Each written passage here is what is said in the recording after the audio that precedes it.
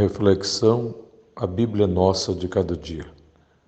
Eu sou o pastor Raifran Batista e desejo ministrar ao seu coração a palavra de Deus na carta aos Hebreus, capítulo 9, versículos 13, 14 e 15. Porque se sangue dos touros e bodes e a cinza de uma novilha esparzida sobre os imundos os santifica quanto à purificação da carne, quanto mais o sangue de Cristo, que, pelo Espírito Eterno, se ofereceu a si mesmo imaculado a Deus, purificará as vossas consciências das obras mortas para servirdes ao Deus vivo.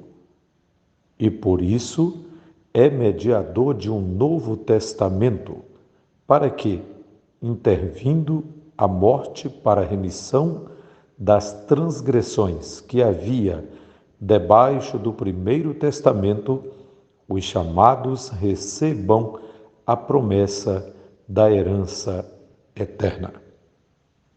Talvez estes versículos agora lidos sejam os mais importantes do centro desta epístola, que nos convoca a conhecer quem é Jesus. A carta aos Hebreus é um livro estratégico na Bíblia, porque ele é a chave hermenêutica. A carta aos Hebreus é uma espécie de chave exegética para que se compreenda o Antigo Testamento. Pode-se afirmar que o Antigo Testamento é uma espécie de preparação e o Novo Testamento é a consumação. Aquilo que foi prometido no Antigo Testamento é cumprido no período do Novo Testamento. Aquilo que foi profetizado no período do Antigo Testamento cumpre-se, observa-se literalmente no período do Novo Testamento. Você já deve ter observado que o Antigo Testamento preocupa-se, na maioria de suas páginas, livros e capítulos, com uma nação, com o povo da aliança, com o povo de Israel, enquanto que o Novo Testamento preocupa-se com o povo da nova aliança, isto é, a igreja, sem todavia esquecer ou deixar de lado aquilo que Deus havia feito e falado acerca da aliança com Israel. No entanto, ao observarmos o capítulo 9 da carta aos Hebreus, aprendemos que os sacrifícios do santuário, por causa de suas imperfeições, deviam repetir-se, mas o sacrifício de Cristo é único. E por que é único? Por causa de sua perfeição. É por isso que o versículo 13 é enfático ao declarar: se o sangue dos touros e bodes e a cinza de uma novilha, quando esparzida sobre os imundos, podia santificá-los quanto à purificação da carne, quanto mais o sangue de Cristo. Ele, Cristo, que pelo Espírito Eterno, isto é, pelo Espírito Santo que é eterno, pelo Espírito Santo que é Deus, que é a terceira pessoa da Santíssima Trindade. Então, o texto declara que Cristo, pelo Espírito Eterno, se ofereceu a si mesmo imaculado a Deus, imaculado ao Pai. isto é, sem mácula, sem mancha, sem pecado. Jesus nunca pecou por comissão, porque nunca fez o que era errado. Jesus nunca pecou por omissão, porque nunca deixou de fazer o que era certo.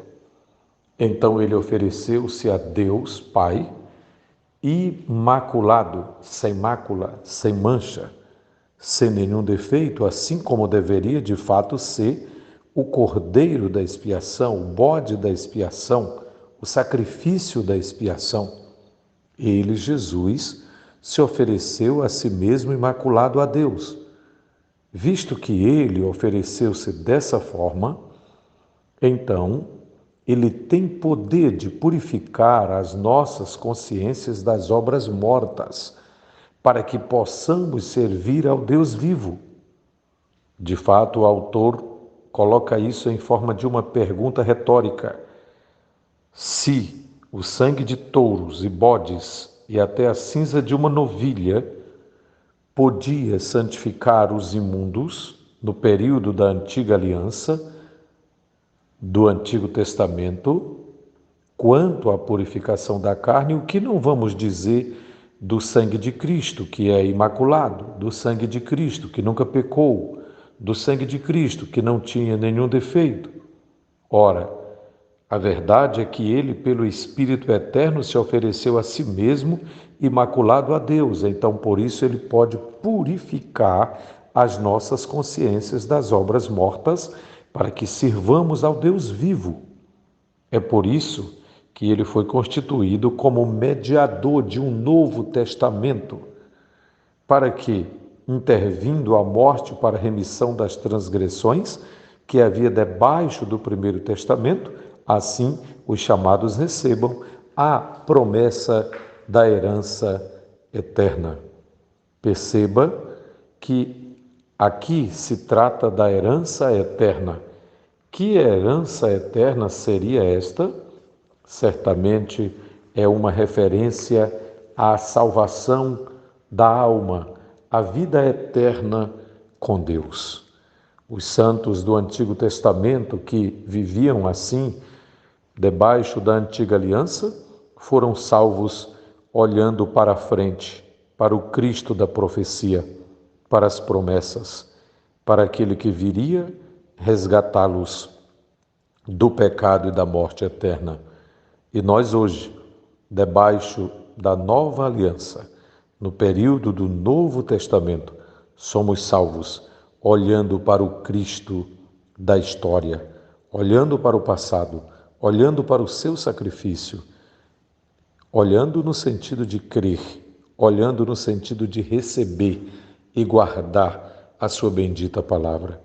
Que o Deus eterno abençoe você com esta reflexão e abençoe toda a sua família para colocar em prática estas verdades santas e viver para Cristo Jesus, hoje, amanhã e por toda a eternidade. Amém.